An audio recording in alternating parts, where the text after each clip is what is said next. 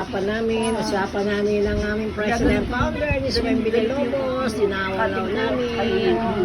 Happy lang kami dito. Kasi po pag hindi ako Pasyal kami sa aming president founder. Buti nga yan, nakakatulong sa akin yung pinag-click. Ang laki na kuryente namin. Ano yan, 24 hours na, 24/7. Kasi yan ang Ito si Aliba, ito yung sinasabi ko sa president founder namin na may sakit din. Ayan. Dati po malakas ako. Ayan.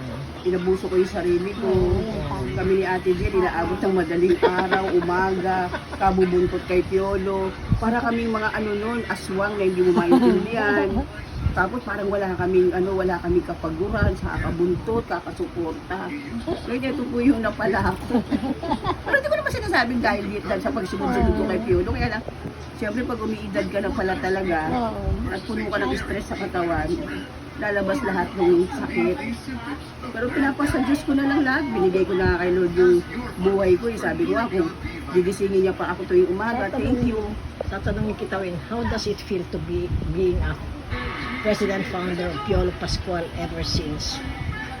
Alam mo yung pagiging president, kasi parang nung ginawa ko to, wala naman akong ina-expect na kapalit eh. Basta ako masaya lang ako dahil nung nasa Universal Records pa ako, nakikita ko na siya noon, di ba nasa Dutch Entertainment siya. Magkakilala na kami, pero hindi niya ako matandaan. Kumbaga, magkakilala kami, pero gano'n hi, hello lang. Napakapayat pa niya noon. Tapos nung nawala na siya, bumalik siya, may sakit na ako, yung stage 3 cervical cancer. Sabi ko, pag gumaling ako, magtatayo ka ng fans club nito. Kasi sinabi ko yun sa kanya eh. Sabi niya sa akin, kaya mo, sabi niya gano'n sa akin. Ang feeling ko, parang masaya ako dahil napulpil ko yung gusto ko, nagawa ko yung gusto ko sa kanya. Tapos napakita ko yung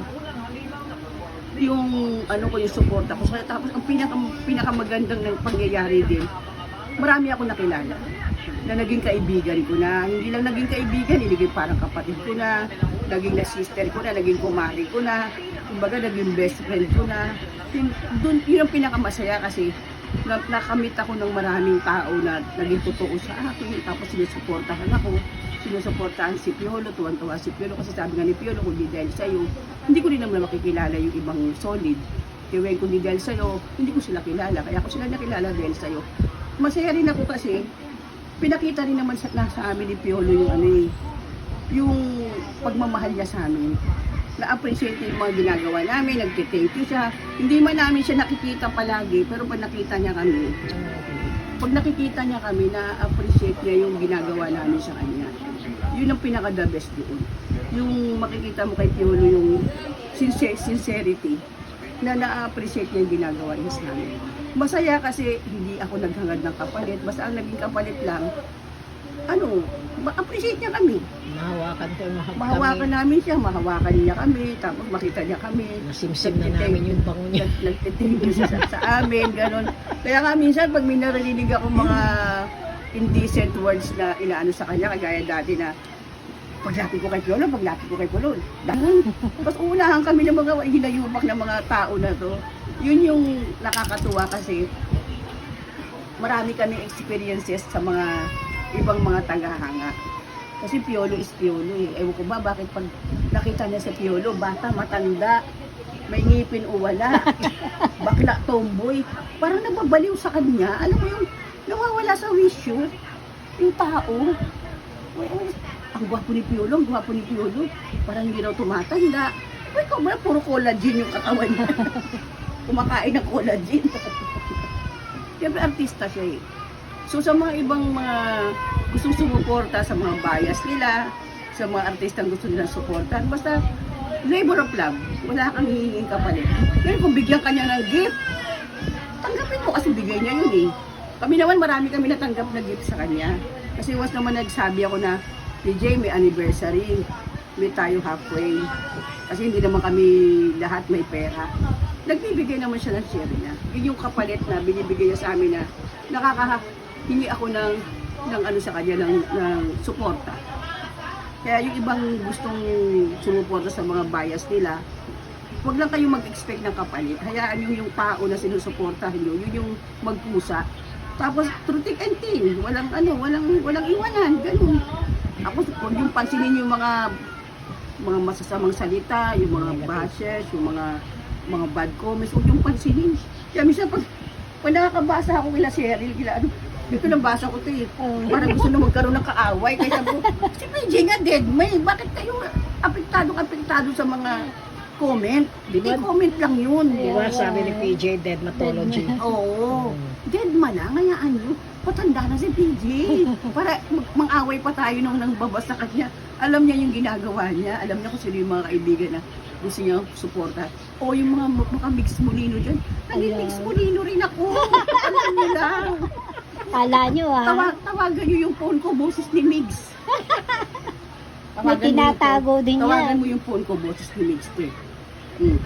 Ako nga, mayroon ng kitty. Oo. Kaya si Kiting-Kiting. Naging mix molino rin ako. Diyos ko, nag-stay din ako ng mga Ang picture ano natin niyan. kasi, Weng, once na we support mo, hindi naman tayo nang iiwan. Oo, Walang hindi kami bitawan. hindi nang iiwan. Hindi kami Dadagdag pa tayo. Yun lang, hindi talaga ako nagkaroon ng time na makita ko ng personal si Migs Molino kasi hindi naman ako sumasama kay Ate Jane.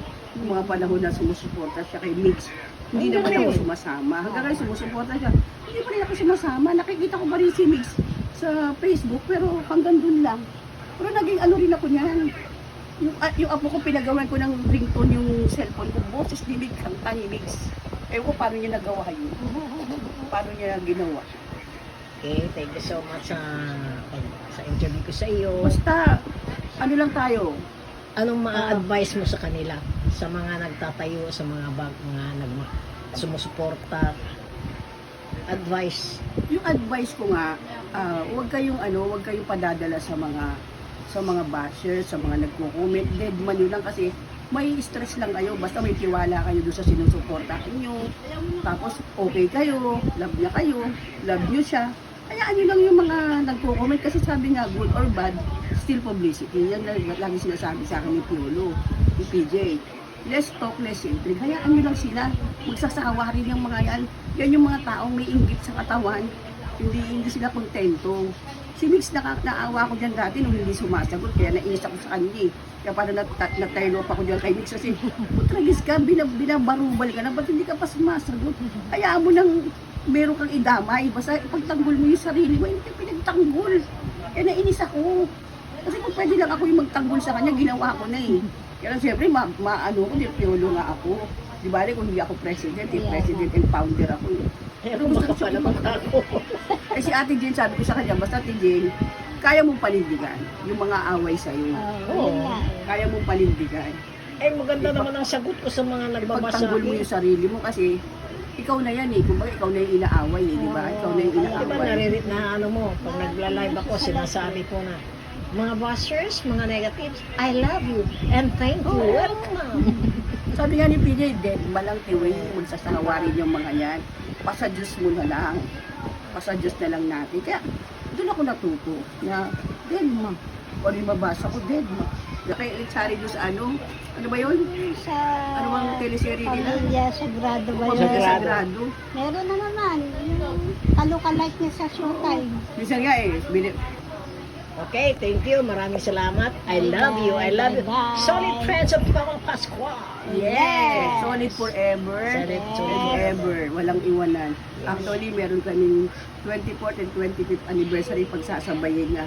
Na nagsabi pa nga sa akin si DJ, pagdating daw ng ganung anniversary, dapat na naka-gown daw kami. Oh, Kaya nga sabi ko sa kanya, huwag niya akong gawin baklang dragon. Na naka-gown. Anuhin natin yan, te. Basta mag-post ka na, Thank sabi you. mo kung sino yung aatin. Magsabi na para mabili.